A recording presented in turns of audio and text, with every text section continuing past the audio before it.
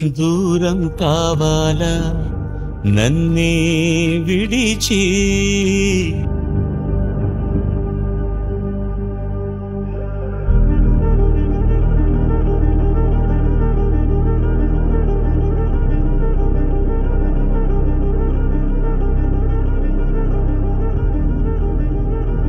వేరైపోవాలా అన్నీ మరిచి. పెళ్ళయ్యేది పట్టుమని 4 రోజులు గడవకుండానే విడాకుల కోసం కోర్టు మెట్లు ఎక్కుతున్నారు. క్రైమ్తో పాటు అంటే క్రిమినల్ కేసెస్, సివిల్ మ్యాటర్స్తో పాటు దీటుగా ఈ విడాకుల కేసులు కూడా ఎక్కువైపోయింది చాలా. కొంతమంది ఏమంటారంటే లవ్ మ్యారేజ్లో విడాకుల శాతం ఎక్కువ అంటారు. చిన్న వయసులోనే పెళ్ళిళ్ళు చేసేసుకోవడం, టీనేజ్ అయిపోయిన తర్వాత ఈవెన్ 18 years మనకి మైనారిటీ కంప్లీట్ అయిన వెంటనే మ్యారీడ్ రిలేషన్స్లోకి వెళ్ళిపోవడం, దీనివల్ల చాలా కారణాలు మనం చాలా కేసెస్ చూస్తుంటాం. మేము డిస్ప్యూట్స్కి మెయిన్ ప్రధాన కారణాలు ఇవే. విడాకులైన తర్వాత భర్త ఆస్తులు ఎంత పర్సంటేజ్ ఇవ్వాలి, ఇట్లాంటివి ఏమన్నా ఉన్నాయంటారా? ఇది మంచి ప్రశ్నేనండి. యాక్చువల్గా అందరూ అనుకుంటుంటారు ఎంత ఆస్తుంది, పెళ్లి చేసుకుంటే మొత్తం వచ్చేయాలని రూల్ ఏమన్నా ఉందా? మరి ఇప్పుడు ఇన్స్టెంట్ విడాకులు అని చెప్పేసి సో అది ఇంప్లిమెంట్ అవుతుందంటారా? సుప్రీంకోర్టు ఇచ్చింది. యాక్చువల్గానండి చాలామంది సుప్రీంకోర్టు ఈ జడ్జిమెంట్ వచ్చిన తర్వాత ఎంతోమంది మేడం మ్యూచువల్ డైవర్స్ వేసుకుంటే వెంటనే మరుసటి రోజే విడాకులు అయిపోతుంది కదా, మనం ఏ రోజు వేసుకుంటే ఆ రోజు మరుసటి రోజు ఆర్డర్స్ వచ్చేస్తున్నాయి, మీరు ఎందుకండి 6 నెలలు అంటారు లేకపోతే 18 భర్త భార్య మీద అంటే తనకి భరణం కావాలని కోర్టుని అడిగాడు. సో ఇది చెల్లుబాటు అవుతుందంటారా ఇలాంటి? అంటే ఇప్పటి వరకు భార్యలు భర్తల నుండి తీసుకోవడం చూసాము, భర్తలు భార్యల నుండి భరణం తీసుకోవడం అది చెల్లుబాటు అవుతుందా అని అంటే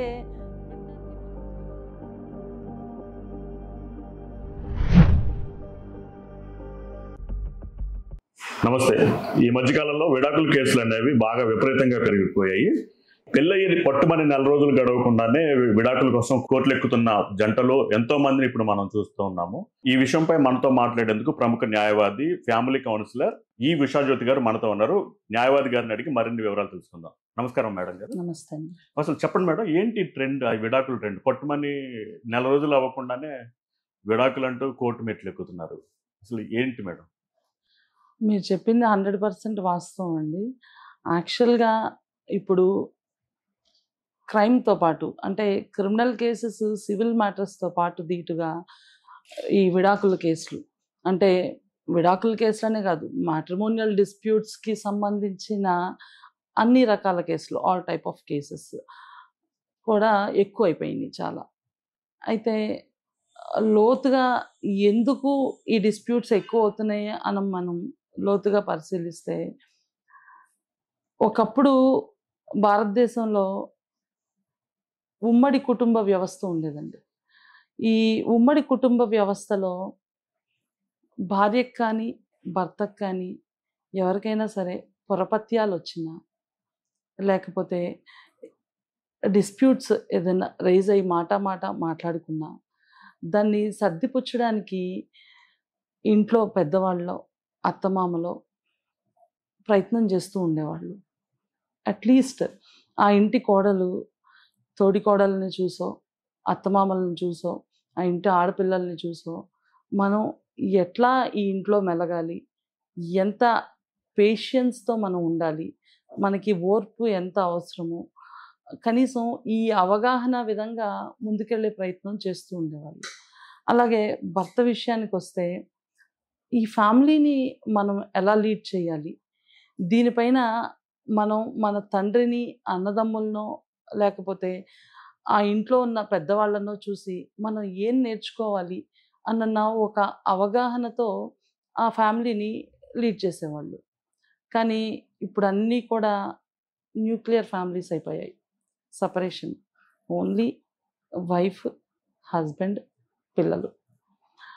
ఇలాంటి వ్యవస్థలోకి మనం వచ్చేసినప్పుడు ఈ పొరపత్యాలు ఉన్న సర్ది చెప్పేవారు ఉండరు, ఈగోస్ ఎక్కువైపోతాయి, డామినేషన్ లెవెల్స్ పెరిగిపోవడం, ఇవన్నీ ప్రధాన కారణాలుగా చెప్పుకోవచ్చు.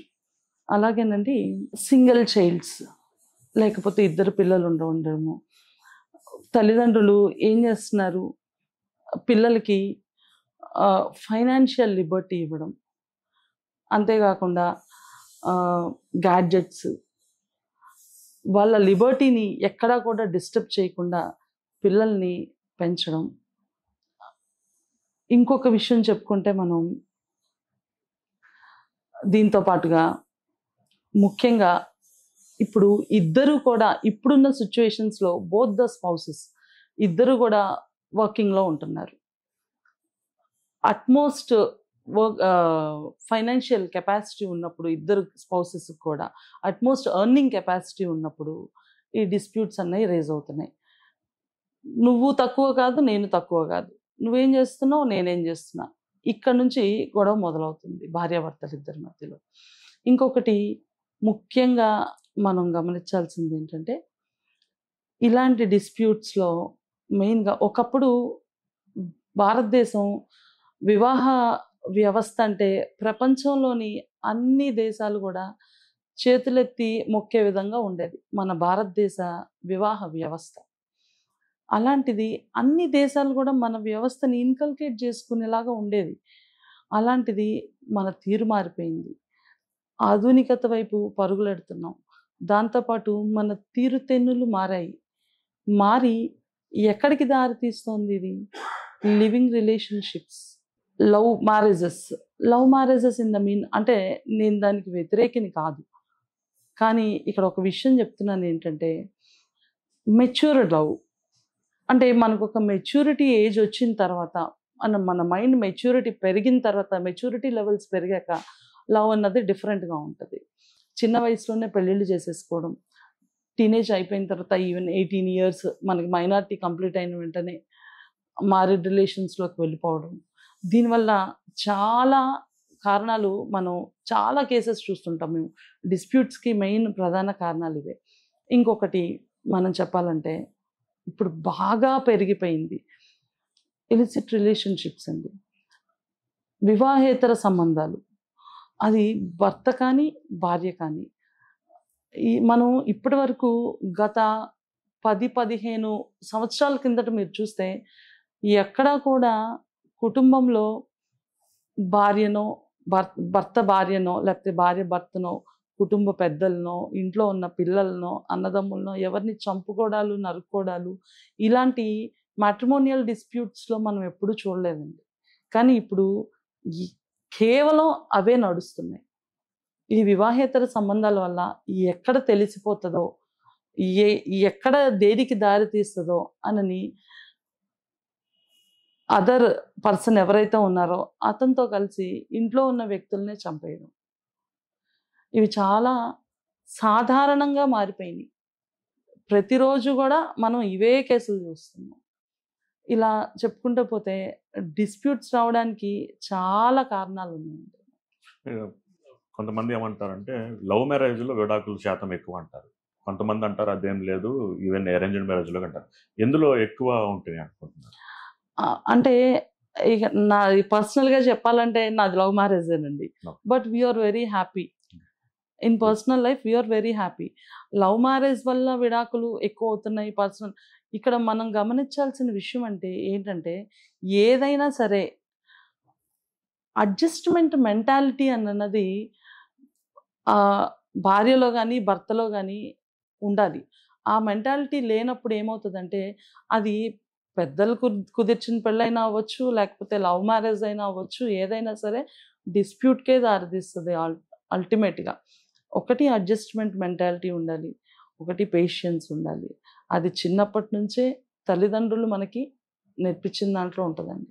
ఓకే మేడం, ఇప్పుడు ఈ లీగల్ డిస్ప్యూట్స్లో మీరు ట్రైన్డ్ మీడియేటర్ అని దాని గురించి కొంచెం వివరిస్తారా?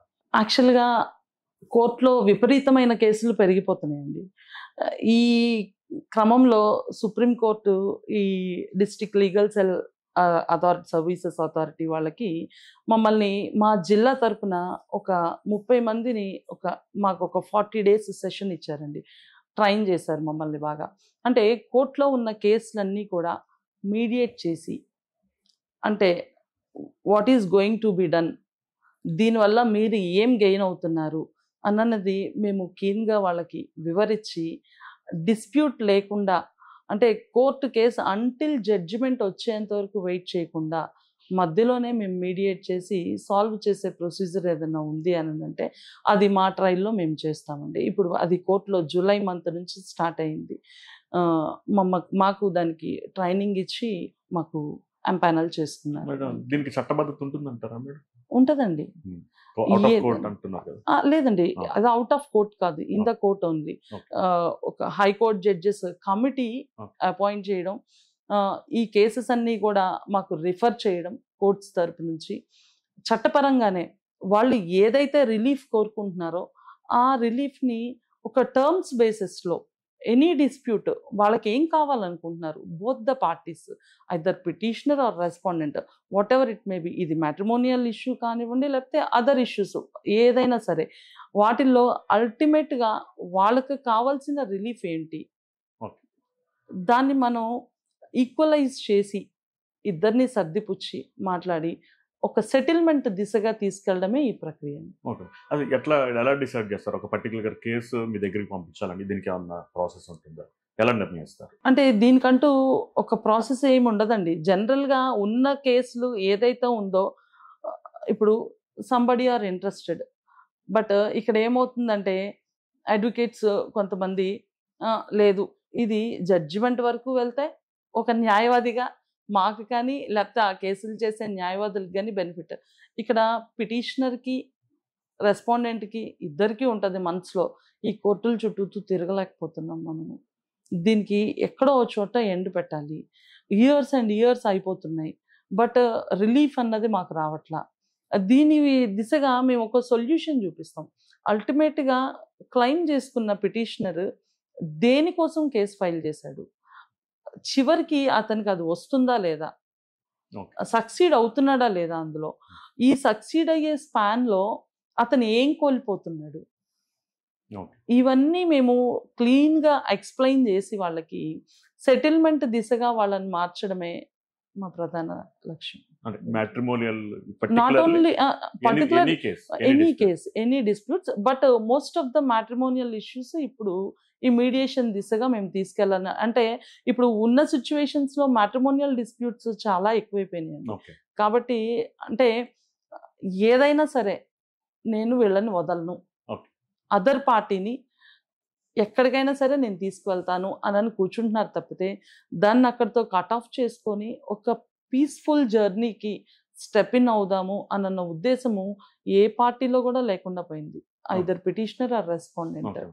మీ దగ్గరకు వచ్చిన తర్వాత మేడం, ఇన్ కేసు వాళ్ళు జంటలు విడాకులు మీరే మంజూరు చేస్తారా? ఒకవేళ ఇన్ కేస్ వాళ్ళు వద్దు మేము కలిసి ఉందాము అని భీష్మించి కూర్చున్నారు అనుకోండి, మళ్ళీ మీరు కోర్టు దగ్గరికి పంపిస్తారా? లేకపోతే వాళ్ళు కలిసి ఉండము అని కూర్చుంటే అక్కడ ఉన్న సిచ్యువేషన్స్ని బట్టి, పిల్లలు ఉన్నారా లేకపోతే అమ్మాయి జాబ్ చేస్తుందా, వాళ్ళకి అలిమోనీ కింద ఏమన్నా అవసరం అవుతుందా, వాళ్ళు ఏం ఎక్స్పెక్ట్ చేస్తున్నారు, మెయింటెనెన్స్ ఏమైనా ఇవ్వాల్సి వస్తుందా, దానికి పిటిషనర్ ఎంతవరకు నియర్ బైగా ఉన్నారు ఇవ్వడానికి, దానికి పిటిషనర్ కానీ అదే రెస్పాండెంట్ ఎంతవరకు నియర్ బైగా ఉన్నారు ఇవ్వడానికి, దానికి పిటిషనర్ సాటిస్ఫై అయ్యారా లేదా, ఇద్దరు పిటిషనర్ ఆర్ రెస్పాండెంట్ ఎవరు వేసుకున్నా సరే సాటిస్ఫై అయ్యారా లేదా, ఇవన్నీ చూసుకొని వాళ్ళతో మాట్లాడి కొన్ని టర్మ్స్ వాళ్ళ సాటిస్ఫాక్షన్తోనే ప్రిపేర్ చేయిస్తాం.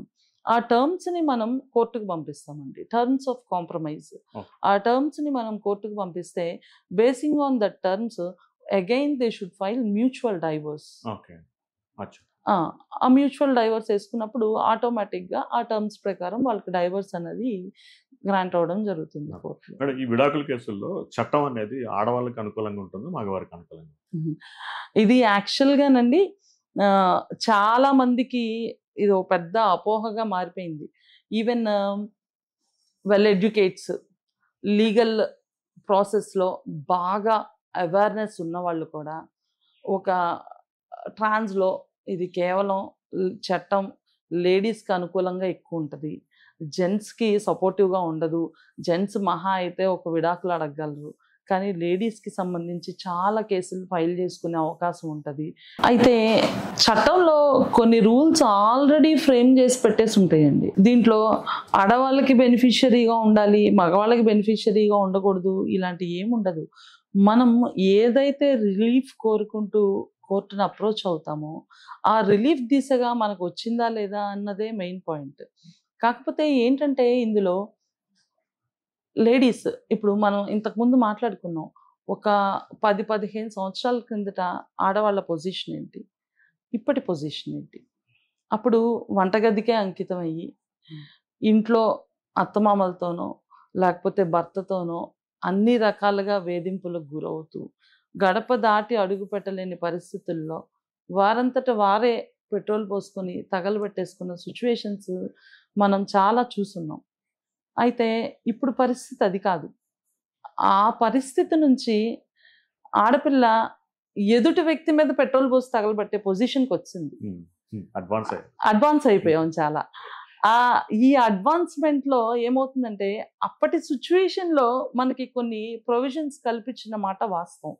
ఎందుకంటే అప్పుడు అయి అవసరం. మనకిప్పుడు ఈ డొమెస్టిక్ వయలెన్స్ యాక్ట్ గాని 2005లో మనకి ఏదైతే వచ్చిందో యాక్ట్, అది గాని 498 గాని అప్పుడున్న పరిస్థితులకి అవి అవసరం. అంటే ఇప్పుడు అవసరం లేదా అంటే అలా కాదండి. కానీ దీన్ని బూచిగా చూపిస్తూ ఇంట్లో మగవాళ్ళని వేధించడం, ఇంట్లో అత్తమామల్ని వేధించడం, హరాస్మెంట్ అన్నది రివర్స్‌లోకొచ్చింది. కేసుల పరంగా ఆడవాళ్ళు పోలీస్ స్టేషన్‌లకెక్కడం, మగవాళ్ళ మీద కేసులు పెట్టడం, కుటుంబాన్ని మొత్తం స్టేషన్‌కి లాగడం, కోర్టులకి లాగడం, ఇవన్నీ నార్మల్‌గా డైలీ చర్యల్లో ఇదొక భాగంగా అయిపోయింది. ఫ్యామిలీ డిస్ప్యూట్స్ కేసెస్‌లో. బట్ అలా అని ఒకటి మగవాళ్ళు గుర్తుంచుకోవాల్సింది ఏంటంటే హస్బెండ్ తరపున మాకు డైవర్స్ వేస్తే ఆ డైవర్స్ వస్తుందా ఇన్ని కేసులు మా మీద పెడితే అనంటే అలా ఏమీ బాధపడాల్సిన అవసరమూ లేదు. ఎక్కడా కూడా ఆడవాళ్ళు ఇన్ని కేసులు వేస్తున్నారు కాబట్టి వాళ్ళ దగ్గర ఇంత ఎవిడెన్స్ గ్యాదర్ అయ్యి ఉంటుంది కాబట్టి మీకు ఎట్టి పరిస్థితుల్లో డైవర్స్ రాదు అననే అవకాశము లేదు. మనకుండే కంటెంట్స్ మనకుంటే, వాళ్ళకుండే కంటెంట్స్ వాళ్ళకుంటాయి. ఇందులో ముఖ్యంగా మనం గమనించుకోవాల్సింది ఏంటంటే ఎంతవరకు సక్సీడ్ అవుతున్నారు, పోలీస్ స్టేషన్‌కి ఎక్కుతున్నారు, ఎక్కిన తర్వాత ఆ డిస్ప్యూట్స్ ఎంతవరకు సాల్వ్ అవుతున్నాయి, ఎంతవరకు సాల్వ్ అవుతున్నాయి. కోర్టులో 498 బేస్ చేసుకోనో, డీవీసీ బేస్ చేసుకోనో విడాకులు వస్తున్నాయా? మనం ఏ పొజిషన్‌లో అయినా ఎలా ఉన్నా మనకి డైవర్స్ దిశగా మనం వెళ్ళాలి అనుకున్నప్పుడు డైవర్స్ ఎందుకు కోరుతారు ఎవరైనా సరే? అమ్మాయి కావచ్చు, అబ్బాయి కావచ్చు, ఎవరైనా ఎందుకు కోరుతారు? పలానా పార్ట్నర్‌తో మనం లైఫ్ లీడ్ చేయలేకపోతున్నాం. అది చాలా మనకి బాధాకరంగా ఉంది. మనం ఇంకా ఒక స్టెప్ కూడా ముందుకు వేయలేము అనుకున్నప్పుడు we are approaching the court to grant divorce. మనం ఆ దిశగా మాత్రమే ఆలోచించాలి. పక్కన ఎన్ని అవాంతరాలు ఉన్నా సరే, ఎన్నున్నా సరే అవి కేవలం భయపెట్టడానికో, బెదిరింపు చర్యలో తప్పితే దానివల్ల ఉపయోగము, ప్రయోజనం ఏముండదు. ఉదాహరణకి ఒక భార్య భర్త మీద 30 లక్షలు కట్నం ఇచ్చాను, ఒక దగ్గర ఒక 20-30 కాసులు బంగారం ఇచ్చాను అని చెప్పేసి కేసు పెట్టింది అనుకుందాం. కానీ వాస్తవానికి ఆమె అంత ఇవ్వలేదు. 5 lakhs ఇచ్చి ఉండొచ్చు, బంగారం ఎంత ఇచ్చి ఉండొచ్చు. కానీ దానికి త్రిపుల్ ఎంతో 3 4 ఎట్టు వేసి కేసులు పెడుతున్నారు. సో ఇలాంటి సందర్భాల్లో కోర్టులు ఎలాగా దీన్ని ఎలా డీల్ చేస్తాయి? అది లేడీస్ చెప్పింది వాస్తవా కాదని నిర్ధారించే పని కోర్టులదా లేకపోతే ఎట్లా? ఇప్పుడు అవి సర్వసాధారణం అయిపోయినాయి. ఓకే, నువ్వు ఒక 5 లక్షలు కట్నం ఇవ్వు, 25 లక్షలు కట్నం ఇచ్చినట్టుగా రాస్తున్నారు. ఇంత 5 గ్రాములో 10 గ్రాములో బంగారం ఇవ్వు, 50 గ్రాములు ఇచ్చినట్టు రాస్తున్నారు. అయితే ఇందులో మనం గుర్తుంచుకోవాల్సిన విషయం ఏంటంటే దేనికి కూడా కోర్టుకి ముందు ఆధారాలు ముఖ్యం. కానీ ఈ మ్యాట్రిమోనియల్ డిస్ప్యూట్స్లో ఎప్పుడు కూడా మనం గమనించుకోవాల్సిన విషయం ఏంటంటే 4 గోడల మధ్య జరుగుతుంది. బట్ వేరాజ్ డౌరీ అలా కాదు. మీరు అన్నట్టుగా డౌరీ పరంగా ఇప్పుడు ఇంకా అడ్వాన్స్ అయిపోయారు. వీడియోస్ తీసుకుంటున్నారు, డౌరీ ఇచ్చేటప్పుడే ఫొటోస్ తీసుకుంటున్నారు, వాట్సాప్ మెసేజెస్ పెట్టుకుంటున్నారు, కింద మేము ఇంత డౌరీ ఇచ్చాం, యాక్సెప్టెన్స్ లెటర్స్, ఇవన్నీ కూడా చాలా అడ్వాన్స్డ్గా ఆలోచిస్తున్నారు. ఒకప్పటి రోజుల్లా లేదండి ఇప్పుడు కోర్టులో కూడా. చాలా అడ్వాన్స్ అయిపోయింది. చాలా అడ్వాన్స్ అయిపోయారు. ఈవెన్ మ్యారేజ్‌లో డౌరీ ఇచ్చే ముందర ఒక ఇద్దరు ముగ్గురు పెద్ద మనుషులు, వాళ్ళ తరపు ఒక ఇద్దరు ముగ్గురు పెద్ద మనుషులు, ఒక వీడియో, ఎంత ఇస్తున్నారన్నది క్యాష్, ఒక ఫోటో, వీటితో పాటుగా కోర్టులో ప్రూఫ్స్ అన్నది సబ్మిట్ చేస్తున్నారు. అంటే అలాంటి ప్రూఫ్స్ లేకపోతే ఇవి చల్లవా అనంటే అలా కాదండి. Total basing on the contents of the case. అల్టిమేట్‌గా వీళ్ళు ఏం ప్రూవ్ చేయాలనుకుంటున్నారో వీళ్ళ తరపు అడ్వకేట్స్, ఫైనల్‌గా జ్యుడిషియల్ ఆఫీసర్‌కి ఆ కంటెంట్స్‌ని బేస్ చేసుకొని ఈళ్ళు ఇంత కెపాసిటీ ఉందా లేదా? ఇచ్చారా లేదా? ఇప్పుడు ప్రతి కేస్‌లో కూడా పిటిషనర్‌ని, మెయింటెనెన్స్ కేసుల్లో పిటిషనర్‌ని గానీ, రెస్పాండెంట్‌ని గానీ అసెట్స్ అండ్ లయబిలిటీస్ ఫైల్ చేయమని చెప్తున్నారు. ఓకే. ఎందుకు ఫైల్ చేయమంటున్నారు అనంటే అసలు వాళ్ళకంత కెపాసిటీ ఉందా లేదా? ఫ్యూచర్‌లో అంటే వాళ్ళు ఇచ్చిన దానికైనా సరే, పుచ్చుకునే దానికైనా సరే, లేకపోతే ఫ్యూచర్‌లో ఇవ్వాల్సిన దానికైనా సరే, whether they are having capacity or not okay. అన్నది తెలుసుకోవడానికి అసెట్స్ అండ్ లయబిలిటీస్ అన్నది ఫైల్ చేస్తున్నాం కోర్టులో. కాబట్టి ఓన్లీ కంటెంట్స్ దిశగా ఉంటది తప్పితే, మనం వాళ్ళు 30 లక్షలకి ఏసారనో, 50 లక్షలకి ఏసారనో, ఇంత ఇచ్చారనో, అంత ఇచ్చారనో, దానికి తగ్గట్టుగా జడ్జిమెంట్స్ వచ్చే పరిస్థితి లేదండి. అట్లా కేసులు పెట్టుబడిన వాళ్ళు మనకి భయపడాల్సిన పని అయితే లేదు. అస్సలు భయపడాల్సిన పని లేదు. ఎక్కువగా కూడా నేను చేసిన మాక్సిమం కేసెస్‌లో I'm very interested to take respondent side cases. Okay. ఎందుకంటే రెస్పాండెంట్ సైడ్ ఎందుకని అంటున్నానంటే, నేను మగవారికే ఎక్కువ ఇప్పుడు మగవారి మీద అరాచకం పెరిగిపోయింది చెప్పాలంటే. ఓకే. బీయింగ్ ఏ లేడీ నేను ఆ మాట చెప్పకూడదు. ఓకే. బట్ కానీ మన దగ్గర ఒక ఆయుధం ఉంది కదా అని దాన్ని ఎప్పుడు పడితే అప్పుడు ఎలా పడితే అలా వాడకూడదు. ఓకే. కానీ ఇప్పుడు అదే జరుగుతోంది. 498 కేసెస్ ఇన్ని ఎక్కువైపోయినాయి అనంటే దానికి నేను దాని గురించి కూడా మళ్ళీ మీకు వివరిస్తానండి క్లియర్. ఓకే. ఓకే. రీసెంట్గా ఒక కేసు ఒకటి జరిగింది. అది ఏమిటంటే బెంగళూరులో అనుకుంటా, నెలకి 39 లక్షలు భరణం, మెయింటెనెన్స్ ఛార్జెస్, ఇంకా ఇతరత్ర అని చెప్పేసి దగ్గర దగ్గర 12 లక్షల వరకు మెయింటెనెన్స్ అడుగుతూ ఒక ఆమె కోర్టుకి ఎక్కారు. ఆమెను జడ్జి గారు మందలించడం జరిగింది. సో ఇలాంటి సందర్భాల్లో ఏంటి మేడం అసలు ఎందుకు ఇట్లాగా వాళ్ళు రావటం కానివ్వండి, మరి కోర్టులు అంటే వాస్తవాలు పరిగణనలో తీసుకొని ఇలాంటి కేసులు ఎలా డీల్ చేస్తూ ఉంటాయి అంటారు మనకి, మన సైడ్? యాక్చువల్గానండి మెయింటెనెన్స్ అడగడం అన్నది వాళ్ళు ఇష్టం వచ్చినంత అడుగుతారు. దాంట్లో ఇంతే అడగాలి, ఇంతే అలాట్ చేయాలి అని ఎక్కడా లేదు. బట్ కాకపోతే ఎవరైనా మెయింటెనెన్స్కి ఫైల్ చేసుకున్నప్పుడు భర్త సంపాదనలో ఒక అపోహ 50% మనకు వచ్చేయాలి అన్నది మ్యాక్సిమమ్ లేడీస్లో ఉన్న అపోహ. ఈవెన్ అడ్వకేట్స్ కూడా దానికి వాళ్ళ తరపు కౌన్సిల్స్ కూడా వాళ్ళకి ఒక గైడ్లైన్స్ ఇవ్వడం కానీ అలాంటివి ఏం జరగట్లా. ఈవెన్ మా దగ్గరికి వచ్చేటప్పుడు కూడా క్లయింట్స్, అమ్మ మేము మెయింటెనెన్స్ వేసుకుంటాం, అతను నెలకి 2 లక్షలు సంపాదిస్తాడు, మాకు ₹1,00,000 ఇప్పించండి అమ్మ, మాకు 1,00,000 వస్తుందంట కదా మెయింటెనెన్స్ అని అడుగుతారు తప్పితే అసలు ఎలా వస్తుంది, అంత వస్తుందా రాదా అన్న అవగాహన ఉండదు. ఒకవేళ మేము చెప్పాలని ప్రయత్నించినా వినే పరిస్థితుల్లో కూడా లేరండి ఇప్పుడు. ఓకే. యాక్చువల్గా మెయింటెనెన్స్ గురించి మనం మాట్లాడాలి అనుకుంటే ఇప్పటివరకు కూడా కోర్ట్స్ ఎలా అంటే దీనికి ఒక పరిధి అంటూ ఉండదు. ఒక ₹1,00,000 ఒక 25%, 1/5 to 1/3 ఎలా అయినా సరే అలొకేట్ చేయొచ్చు మెయింటెనెన్స్. బట్ కానీ ఈ అలొకేట్ చేసే విధానంలో జ్యుడిషియల్ ఆఫీసర్ ఏం అబ్జర్వ్ చేస్తారంటే చాలా పారామీటర్స్ ఉంటాయండి దీంట్లో. Basing on that parameters only judgement decide అవుతుంది. ఎలాగంటే మెయింటెనెన్స్ ఫైల్ చేసిన ఆవిడ భర్తతో ఉన్న విరోధం ఏంటి, ఆ కేసులో ఉన్న కంటెంట్స్ ఏంటి, ఆవిడ ఏమన్నా వర్కింగ్ ఉమెనా, ఆవిడ ఎంతవరకు చదువుకుంది, పిల్లలు ఉన్నారా, ఆవిడ అసెట్స్ అండ్ లయబిలిటీస్ ఫైల్ చేసినప్పుడు ఇతర ఆస్తులు ఏమన్నా ఉన్నాయా, ఇవన్నీ కూడా పరిగణలోకి తీసుకొని మెయింటెనెన్స్ అన్నది అలొకేట్ చేయడం జరుగుతుంది. ఓకే. ఇప్పుడు వరకట్నం గురించి ఇప్పుడు వాట్సాప్లో ప్రూఫ్లు తీసుకుంటున్నారు, అన్ని స్టేట్మెంట్లు ఇస్తున్నారు అంటున్నారు. యాక్చువల్గా చట్ట ప్రకారం వరకట్నం అనేది నేరం కదా. అవును. మరి కోర్టులు దీన్ని ఇప్పుడు వరకట్నం ఎంత ఇచ్చామని అన్నప్పుడు ఇచ్చిన వాళ్ళని శిక్షించడం, తీసుకున్న వాళ్ళని శిక్షించడం, వాళ్ళిద్దరి మీద కేసులు పెట్టడం, ఇలాంటివి ఎందుకు జరగడం లేదు?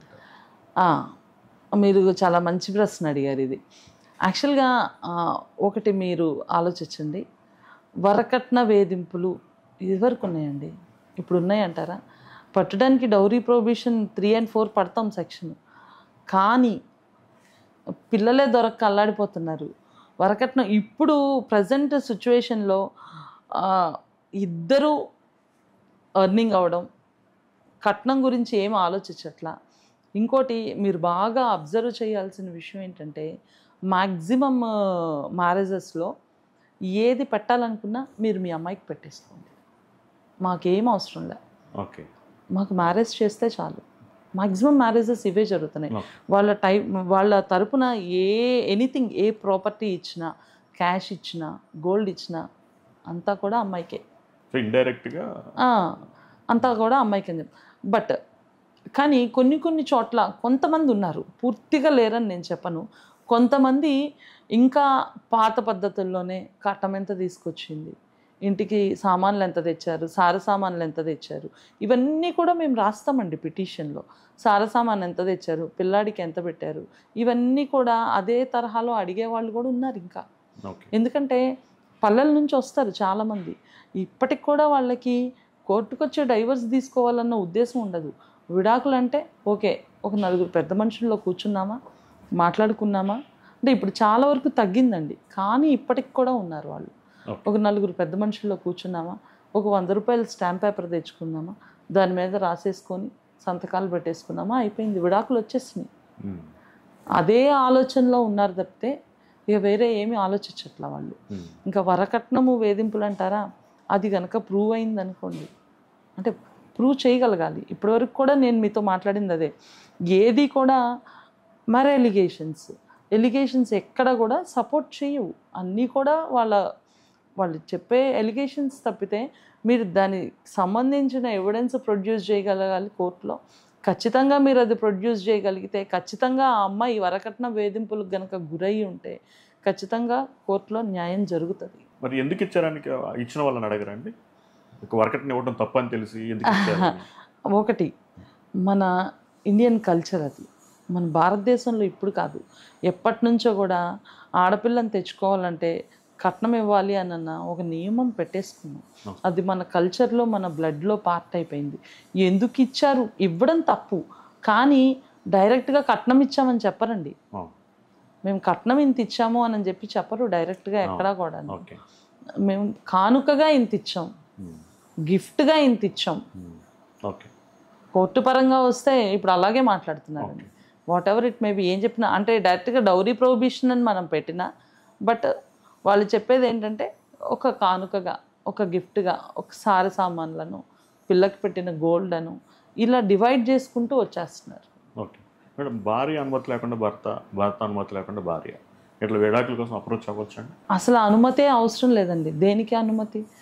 ఇప్పుడు విడాకుల కోసం వెళ్ళాలి అని అనుకుంటే కోర్టు, చాలామంది అనుకుంటారు, ఇప్పుడు నేను మీకు కిందటి చెప్పాను, పల్లెల నుంచి వస్తారు, ఒక కాగితం మీద రాసేసుకుంటారు, విడాకులు అయిపోయినాయి అనుకుంటారు. ఈవెన్ అడ్వకేట్స్ సైన్ కూడా తీసుకుంటారు దాని మీద, చాలామంది మీద అయిపోయినాయి. ఇంకా కోర్టు జడ్జిమెంట్స్ ఏం అవసరం లేదు, కోర్టు ఇచ్చే విడాకుల కాగితాలతో వాళ్ళకి పనే లేదు. అలాంటి వాళ్ళు ఖచ్చితంగా చాలామంది ఉన్నారు. భార్య అనుమతికి వస్తారు కొంతమంది, మేడం ఇప్పుడు మాకు విడాకులు కావాలంటే అమ్మాయి ఒప్పుకొని అంటుందండి, ఎట్లాగా, అమ్మాయి ఒప్పుకోకపోతే మాకు విడాకులు రావుగా, ఇద్దరు ఒప్పుకుంటేనేగా, లేకపోతే ఎలా వస్తుంది కోర్టు? ఇక్కడ విడాకులు తీసుకోవడానికి మనకు కారణాలు ఏంటి, అసలు దేని గురించి నువ్వు కోర్టుకు అప్రోచ్ అయ్యావు విడాకులు తీసుకోవడానికి? ముఖ్యంగా అందరూ వేసేది క్రూయల్టీ, కొన్ని గ్రౌండ్స్ ఉంటాయి. ఏంటి అందులో క్రూయల్టీ గ్రౌండ్స్ ప్రధాన కారణంగా చూపిస్తారు అందరూ. అంటే అది భార్య కానీ భర్త కానీ ఎవరైనా సరే, అంటే భర్తను క్రూయల్టీగా హింసించవచ్చు. అంటే క్రూయల్టీకి ఒక నిర్వచనం పర్టికులర్గా ఏం చెప్పాల్సిన అవసరం లేదు. భర్త విడాకులు వేస్తున్నాడు అనుకోండి, ఫర్ సపోజు, నాకు టయానికి వండి పెట్టట్లా, ఇంట్లో మా అమ్మ నాన్నని చక్కగా చూసుకోవట్లా, నాకు టైం టు టైం అన్నీ అందియట్లా, బెడ్ రిలేషన్లో అమ్మాయి నాతో పార్ట్ అవ్వట్లా, లేకపోతే భర్త దగ్గర నుంచి అమ్మాయి విడాకులు తీసుకోవాలనుకోండి, అమ్మాయి ఏం చెప్తుంది, తాగొస్తున్నాడు, రోజు కొడుతున్నాడు, నన్ను సరిగ్గా చూసుకోవట్లా, పెద్ద పెద్ద ఎలిగేషన్స్ ఏమి ఉండవండి. ఈ చిన్న చిన్న వాటిని కూడా ఫ్రేమ్ చేసుకొని క్రూయల్టీ కింద కన్సిడర్ చేసుకొని కోర్టులో క్రూయల్టీ ప్రకారం విడాకులు అడిగేస్తారు. లేదు, రెండవ గ్రౌండ్ డిజర్షన్. ఇప్పుడు ఒక 2 సంవత్సరాలు ఇద్దరు గొడవలు అయ్యాయి, భార్య భర్త ఇద్దరు విడిపోయి ఉన్నారు, 2 ఏళ్ళ నుంచి వాళ్ళు కలవలా, ఏదో ఎప్పుడో మాట్లాడుకోవడమో లేకపోతే పిల్లలు ఉంటే పిల్లల్ని చూసుకోవడమో ఇట్లా చేస్తున్నారు తప్పితే వాళ్ళు ఒక రూఫ్ కిందకి రావడం కానీ మాట్లాడుకోవడం కానీ వాళ్ళు కలిసి జీవితం గడపడం కానీ ఇలాంటి ఏం చేయాల. అప్పుడు భార్య పర్మిషన్ అవసరంలా భర్తకి. ఈవెన్ క్రూయల్టీ గ్రౌండ్స్లో కూడా ఎవరి పర్మిషన్ ఎవరికి అవసరంలా. ఈ పలానా కారణం చూపించి నాకు విడాకులు ఇవ్వండి అని కోర్టులో మనం డైరెక్ట్గా మన పిటిషన్ వేసుకోవచ్చు. దాన్ని బేస్ చేసుకొని ఇస్తారు. ఇంకొకటి మెయిన్గా అడల్టరీ గ్రౌండ్. ఇందాక మనం చెప్పుకున్నాం, ఇల్సిట్ రిలేషన్స్ ఎక్కువైపోయినాయి.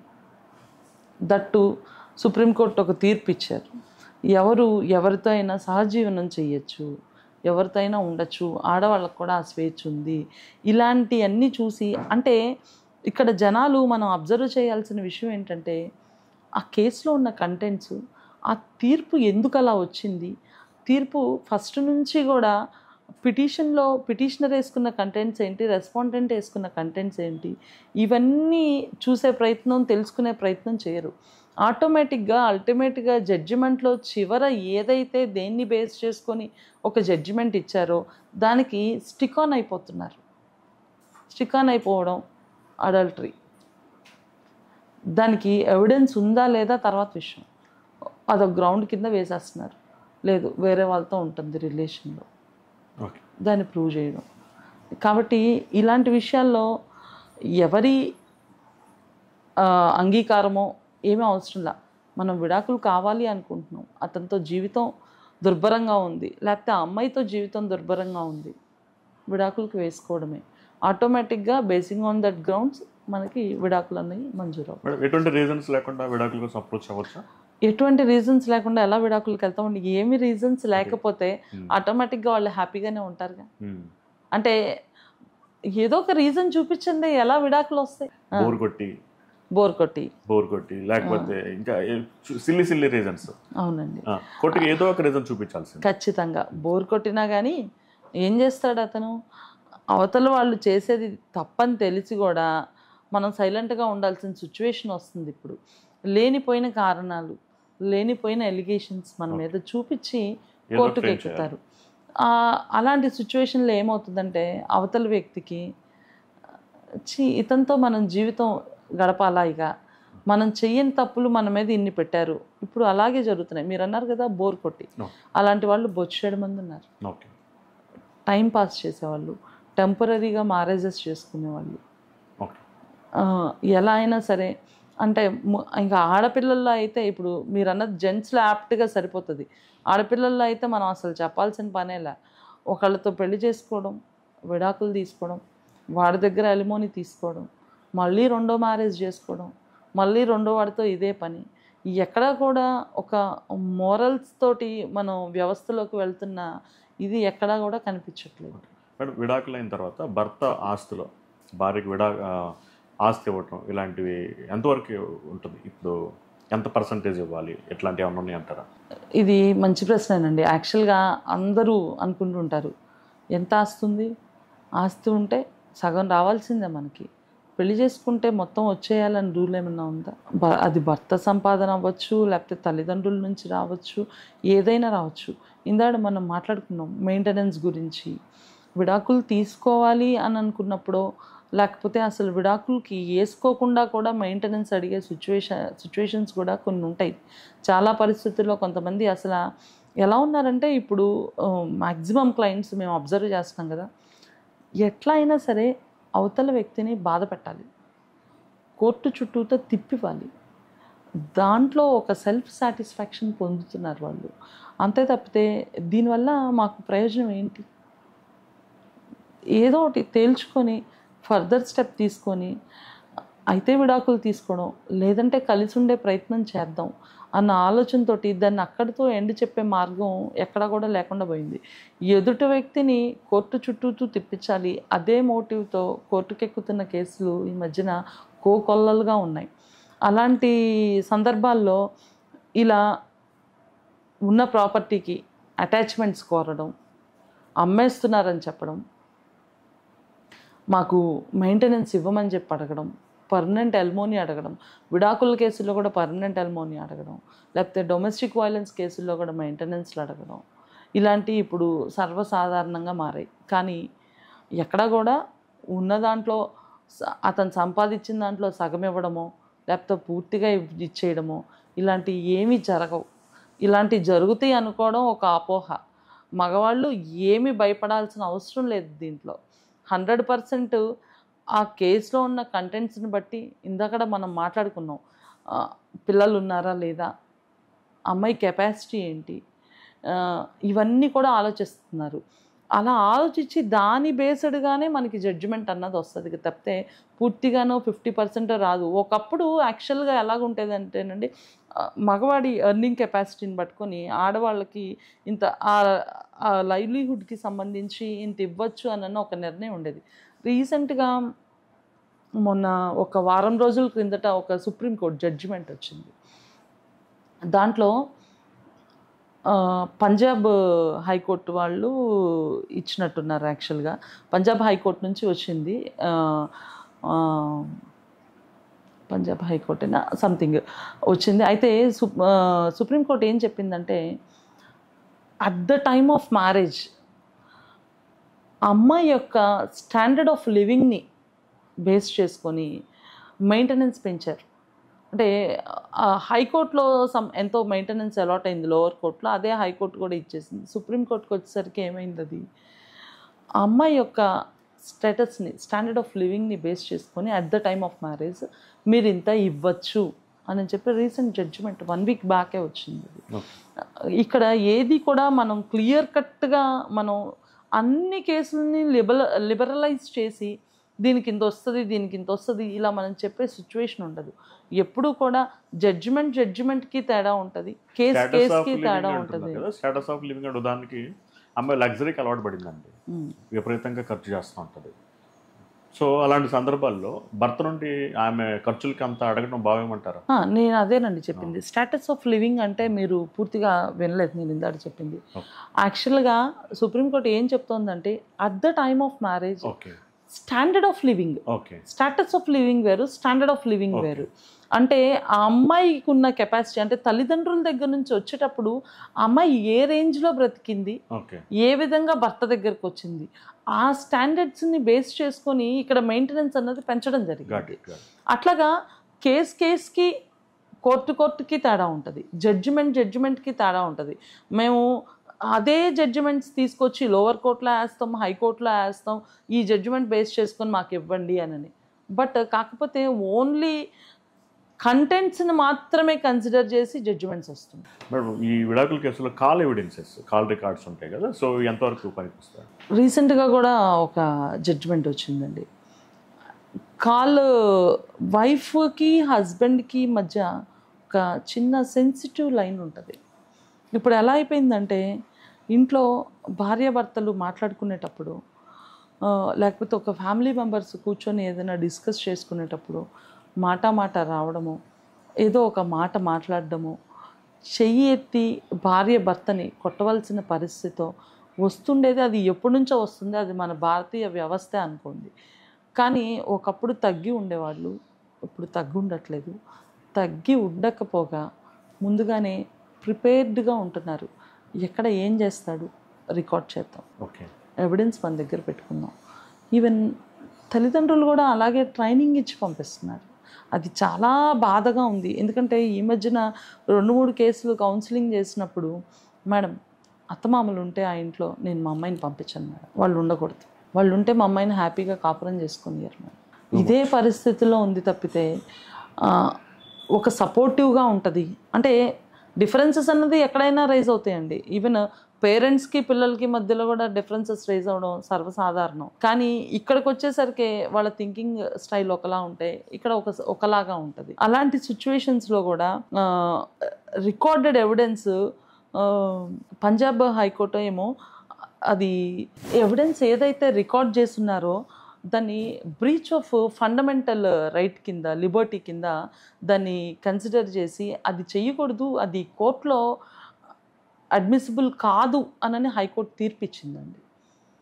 Punjab and Haryana high court I think తీర్పిస్తే రీసెంట్గా దానికి కూడా సుప్రీంకోర్టు లేదు, ఏదైతే ఒక సెన్సిటివ్ లైన్ ఉంటుందో ఆ లైన్ని మనం కన్సిడర్ చేయాలి.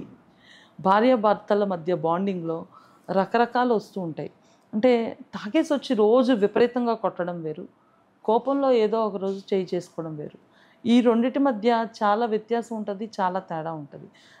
లేదంటే ఒక కోపంగా ఉన్న సిచ్యువేషన్లోనో ఇంట్లో ఒక డిస్ప్యూట్ అయ్యి ఒక ఫోన్లో మాట్లాడుకుంటున్నప్పుడు నువ్వెంత అంటే నువ్వెంత అని మాట్లాడుకుంటున్నప్పుడు దాన్ని లీనియన్స్గా తీసుకొని దాన్ని రికార్డ్ చేసి కోర్టులో ఎవిడెన్స్గా ప్రొడ్యూస్ చేస్తే చెల్లదు అని క్లియర్ కట్గా చెప్పేసింది సుప్రీంకోర్టు. ఓకే, భార్య భర్తలకి విడాకులు అయితే వారి పిల్లల పరిస్థితి ఏంటి? ఇది మంచి ప్రశ్న అండి. యాక్చువల్గా ఇప్పుడు ఎవ్వరు కూడా ఏమీ ఆలోచించట్లా.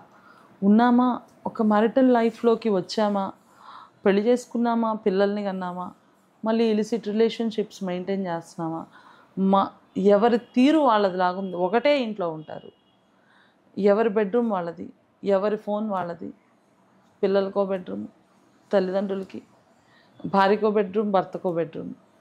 ఇదైపోయింది పరిస్థితి. పిల్లల పరిస్థితి ఏంటి మనం విడిపోతే అన్న ఆలోచన ఎవ్వరికి కూడా లేదు. అయితే పిల్లల పరిస్థితి ఆలోచించి గార్డియన్షిప్ ఓపీ వేసుకునే వాళ్ళు చాలామంది ఉంటారండి, నాకే పిల్లలు కావాలని. ఇక్కడ కూడా దీంట్లో కూడా పిల్లల మీద ప్రేమ కంటే కూడా అవతల వ్యక్తి మీద కోపంతో ఆ సాధింపు చర్యల కింద ఓపీ వేసుకునే వాళ్ళు ఉంటారు, గార్డియన్షిప్ ఓపీ. కానీ ఇందులో కూడా జ్యుడిషియల్ ఆఫీసర్స్ ఏం కన్సిడర్ చేస్తారంటే చాలా వరకు పిల్లల్ని పిలిపిస్తారు అవసరమైతే, మైనర్స్ అయితే. అసలు 5 years లోపల వాళ్ళైతే ఆటోమేటిక్గా మదర్ న్యాచురల్ గార్డియన్ కాబట్టి మదర్ దగ్గరే పిల్లల్ని ఉంచే అవకాశం ఉంటుంది. 5 years తర్వాత పరిస్థితి పిల్లల్ని పిలిపించడం, రెస్పాండెంట్ని, పిటిషనర్ని, వైఫ్ని, హస్బెండ్ని ఇద్దరిని కూర్చోబెట్టడం, మాట్లాడడం, వాళ్ళ ఫినాన్షియల్ కెపాసిటీ కనుక్కోవడం, పిల్లలు పెరగడానికి ఆ అట్మాస్ఫియర్ కరెక్ట్గా ఉందా లేదా, ఎవరి దగ్గర అయితే వీళ్ళు సేఫ్గా సెక్యూర్గా ఉండగలరు, ఇవన్నీ కూడా ఆలోచించి వాళ్ళు జడ్జిమెంట్ ఇస్తారు. అంటే ఫాదర్ దగ్గర ఖచ్చితంగా, అంటే తల్లి దగ్గరే ఉండాలా, తండ్రికి హక్కు లేదా అన్నది మీరు అడగచ్చు. ఖచ్చితంగా తండ్రికి హక్కు ఉంటుంది. కొన్ని సిచ్యువేషన్స్లో తండ్రికే పిల్లల్నిచ్చే అవకాశం ఉంటుంది. ఒకవేళ ఇవ్వలేని పరిస్థితుల్లో విజిటింగ్ రైట్స్ కల్పించే అవకాశం ఉంటుంది. ఒక సేఫ్ ప్లేస్లో, ఒక సెక్యూర్ ప్లేస్లో హ్యాపీగా వాళ్ళు ఉండడానికి, తండ్రి పిల్లనో వచ్చి చూసుకోవడానికి విజిటింగ్ రైట్స్ కల్పిస్తారు. మరి ఇప్పుడు ఇన్స్టెంట్ విడాకులు అని చెప్పేసి రూలింగ్ కూడా వచ్చింది. అవునండి. సో అది ఇంప్లిమెంట్ అవుతుందంటారా సుప్రీంకోర్టు ఇచ్చింది? యాక్చువల్గానండి చాలామంది సుప్రీంకోర్టు ఈ జడ్జిమెంట్ వచ్చిన తర్వాత ఎంతోమంది మేడం మ్యూచువల్ డైవర్స్ వేసుకుంటే వెంటనే మరుసటి రోజే విడాకులు అయిపోతుంది కదా, మనం ఏ రోజు వేసుకుంటే ఆ రోజు మరుసటి రోజు ఆర్డర్స్ వచ్చేస్తున్నాయి, మీరెందుకండి 6 నెలలు అంటారు, లేకపోతే 18 నెలలు అంటారు, సంవత్సరం అంటారు, ఏంటండి ఈ విషయం అని అడుగుతూ ఉంటారు. లేదండి అలా కాదు, వెంటనే మీరు కావాలంటే అంటే ఈ మధ్యన ఈ నాలెడ్జ్ ఎక్కువైపోయింది, ఆన్లైన్లో చూడడం వచ్చేసేసి లేదు మేడం వెంటనే విడాకులు వచ్చేస్తున్నాయి. రీసెంట్గా సుప్రీంకోర్టు జడ్జిమెంట్ వచ్చింది, చూడలేదా మేడం, తెలీదా మేడం, వచ్చింది వాస్తవమే, కరెక్టే. కానీ అందులో కోర్టుకి ఇన్హరెంట్ పవర్స్ ఇచ్చిందండి. మనం 6 నెలలు అంటే ఇద్దరు వ్యక్తులు కూడా, భార్య కానీ భర్త కానీ, వైఫ్ ఆర్ హస్బెండ్ ఇద్దరు కలిసి మ్యూచువల్ డైవర్స్ తీసుకోవాలని నిర్ణయించుకొని ఒక కోర్టుకు అప్రోచ్ అయిన తర్వాత కోర్టు ఒక 6 months to 8 months cooling period ఇస్తుంది. ఎందుకు ఇస్తుంది ఆ పీరియడ్? ఏమో, ఏ కారణాల చేతనైనో కలవచ్చేమో, మళ్ళీ కలిసి ఉండొచ్చేమో, వీళ్ళు మళ్ళీ మ్యారిటల్ రిలేషన్లోకి వెళ్ళొచ్చేమో అన్న ఉద్దేశంతో ఆ కూలింగ్ పీరియడ్ ఇస్తుంది. ఆ కూలింగ్ పీరియడ్ ఇచ్చినప్పుడు జనరల్గా కోర్టులో వేరే వేరే కేసులు ఉండి అలా అయితే వేవ్ ఆఫ్ చేసుకొని వెళ్ళిపోతాం మనం. కానీ డైరెక్ట్గా మ్యూచువల్ డైవర్స్ వేసుకున్నప్పుడు మనం ఖచ్చితంగా ఆగాల్సిందే. లేదు మేము టర్మ్స్ రాసేసుకున్నాం, ఇక అసలు ఎలాంటి పరిస్థితుల్లోనూ మాకు కలిసే అవకాశం లేదు, మీరు మాకు తెల్లారికే ఎందుకు విడాకులు ఇవ్వరు అని అంటే it's up to the judicial officer. Okay. అసలు ఏం చెప్పింది సుప్రీంకోర్టు దీని గురించి? ఇన్స్టెంట్ విడాకులు అంటే ఎప్పుడైతే ఇన్స్టెంట్ విడాకులు అంటే ఏం లేదండి, మ్యూచువల్ డైవర్స్కి ఒక ఒప్పందానికి వచ్చేసిన తర్వాత లేదు ఇక మాకు కలిసే అవకాశం లేదు అని ఒక నిర్ణయం తీసేసుకొని ఇరు పక్షాలు కూడా వాళ్ళకి రావాల్సినవన్నీ ఇచ్చిపుచ్చేసుకున్న తర్వాత, లేదంటే ఒక కంటెంట్స్ రాసేసుకున్న తర్వాత టర్మ్స్, మేము ఈ ప్రకారంగా ఇంత ఇస్తాం, పర్మనెంట్ ఎలిమోనీ ఇంత మేము సెట్ చేసేసుకొని మేము విడిపోదాం అనుకుంటున్నాం, లేదంటే వాళ్ళు వేరే మ్యారేజెస్కో లేకపోతే వేరే అప్రోచ్ వెళ్ళినప్పుడు మాకు విడాకులు కావాలి అనుకున్నప్పుడు దీనికి 6 నెలల్లో 18 నెలల్లో టైము ల్యాక్ చేయకుండా కోర్టు అన్నది మంచి, అది సుప్రీంకోర్టుకి పవర్ ఉంది వెంటనే. అలానే డైరెక్ట్గా సుప్రీంకోర్టుకి వెళ్ళి మాకు విడాకులు కావాలి రేపే ఇచ్చేసేయండి అనే అవకాశం ఉండదు. ఫ్యామిలీ కోర్టుకు వెళ్ళాలి, ఫ్యామిలీ కోర్టులో వేసుకోవాలి, వేసుకున్న తర్వాత అది జడ్జి యొక్క ఇన్హరెంట్ పవర్, అది కూడా చెప్పింది క్లియర్గా.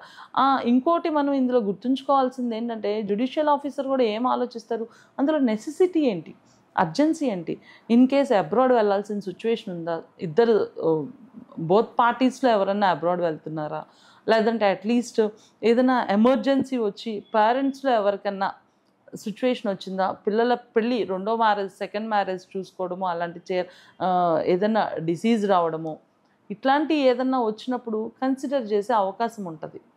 Okay okay. ఈ మధ్యకాలంలో బెంగళూరులో ఒక పర్సన్, ఒక భర్త భార్య మీద, అంటే వాడు విడాకుల సందర్భంగా తనకి భరణం కావాలని కోర్టుని అడిగాడు. సో ఇది చెల్లుబాటు అవుతుందంటారా ఇలాంటి? అంటే ఇప్పటి వరకు భార్యలు భర్తల నుండి తీసుకోవడం చూసాము, భర్తలు భార్యల నుండి భరణం తీసుకోవటం, అది చెల్లుబాటు అవుతుందా అని అంటే వినడానికే మనకి చాలా హాస్యాస్పదంగా ఉంటుందండి. అందరూ కూడా అంటే వేయడానికి వేస్తారు, బట్ మగవాళ్ళ లక్షణం ఏంటి, చిన్నప్పటి నుంచి మన భారతదేశంలో మనం నేర్చుకున్నది ఏంటి, ఉద్యోగం పురుష లక్షణం అన్నాడు. ఆడదాని మీద ఆధారపడడం అన్నది ఎంతవరకు కరెక్ట్ అన్నది పిటిషన్ వేసిన వ్యక్తి తెలుసుకోవాలి. వేసిన తర్వాత దాంట్లో కంటెంట్స్ ఏంటన్నది ఆఫీసర్ చూస్తారు. టెక్నికల్గా చెల్లుబాటు అవుతుందా అని అంటే లీగల్గా వెయ్యొచ్చు కానీ అండి, బట్ కాకపోతే అది సక్సీడ్ అవుతుందని 100% మేము చెప్పాం. మేడం, ఒక ట్రైన్డ్ డిస్ప్యూట్ మీడియేటర్గా మీరు క్లయింట్స్కి ఇచ్చే సలహా? మన వివాహ వ్యవస్థ చాలా గొప్పది. దీంట్లో పిల్లలు అన్న బాండింగ్తో మనం ఉన్నప్పుడు కనీసం ఈ మ్యారిటల్ డిస్ప్యూట్స్ కొద్దో గొప్ప ఆడవాళ్ళైనా మగవాళ్ళైనా సరే అడ్జస్ట్మెంట్ మెంటాలిటీతో ఉండాలి. పిల్లల్ని చూసైనా సరే మనం ఎందుకు కొంచెం సహించలేము, ఒకరోజు గొడవైంది, ఇద్దరిలో ఎవరో ఒకళ్ళు ఒక్కరోజు తగ్గి ఉంటే మనకు వచ్చిన నష్టం లేదని పిల్లల మొహం చూసైనా సరే మనం అడ్జస్ట్మెంట్ మెంటాలిటీని మనలో మనం ఇన్కల్కేట్ చేసుకుంటే వాళ్ళకి బ్రైట్ ఫ్యూచర్ ఉంటుందేమోనని నా ఒపీనియన్. ఒక సింగిల్ పేరెంట్ దగ్గర పెరిగిన పిల్లాడికి, పేరెంట్స్ ఇద్దరి దగ్గర పెరిగిన పిల్లాడికి సొసైటీలోకి ఆ పిల్లలు వెళ్తుంటే ఇద్దరికి వ్యత్యాసం ఏంటన్నది ఈజీగా మనం ఐడెంటిఫై చేయొచ్చు. ఇప్పుడు ఉన్న పేరెంట్స్కి దయచేసి చెప్పేది ఏంటంటే, ఆడపిల్లని పెళ్లి చేసి అత్తవారింటికి పంపించేటప్పుడు మీరు ఆ పిల్లకి అత్తవారింట్లో ఎదురయ్యే సమస్యలేంటి, ఆ పిల్ల ఉండాల్సిన తీరేంటి అన్నది నేర్పించి పంపించడం ఎంతో అవసరం. చిన్నప్పటి నుంచే పిల్లలకి ఇంట్లో రియల్ హోంవర్క్ అన్నది మనం చేపించాలి. స్కూల్ నుంచో కాలేజ్ నుంచో పిల్లలు రాగానే బ్యాగ్స్ అక్కడ పెట్టారా, ఆ ప్లేసెస్లో బుక్స్ అక్కడ పెట్టారా, క్యారేజ్ బాక్సెస్ ఎక్కడ పెట్టాలో అక్కడ పెట్టేశారా, వాళ్ళ క్లోత్స్ ఏమైనా ఉంటే వాళ్ళు ఆరేసుకోవడమో తీసుకోవడమో, ఇలాంటి పనులు మనం నేర్పించగలిగితే పెద్ద అయిన తర్వాత ఆడపిల్ల కూడా అత్తవారింటికి వెళ్ళి ఏం చేస్తుందండి, తన పని అది తనే చేస్తుంది. ఒకవైపు అత్తగారు పని చేసి పెడుతుంటారు. ఇప్పటికి చాలామంది అత్తగారులు అడ్జస్ట్ అయిపోయారు. ఇప్పుడు వచ్చిన కోడళ్ళు మన మాట వినరు, మనకు పని చేసి పెట్టరు, మనమే వాళ్ళకి ఎదురు చేసి పెట్టాలి, పోనీ వాళ్ళు బాగుంటే చాలే అని అనుకునే అత్తగారులు కొంతమంది ఉంటే, అమ్మాయి తరపు పేరెంట్స్ అత్తగారు మామగారు వద్దు, ఆ ఇంట్లో ఉండకూడదు, మా అమ్మాయికి సేఫ్టీ ఉండదు, లేకపోతే వాళ్ళు ఉంటేనే ఇద్దరికి గొడవలు అవుతున్నాయి, ఈ విధంగా ఆలోచించే తల్లిదండ్రులు కొంతమంది ఉన్నారు. కాబట్టి ఆలోచన విధానంలో మార్పు తెచ్చుకోండి, పిల్లల్ని పెంచే తీరులో మార్పు తెచ్చుకోండి. అలాగే మనం అత్తవారింటికి వెళ్ళేటప్పుడు పిల్లల్ని ఏం చెప్పి పంపించాలన్నది తెలుసుకోండి. పిల్లల కోసమైనా సరే మనం జీవితాన్ని కొనసాగించాలన్నది అర్థం చేసుకోండి.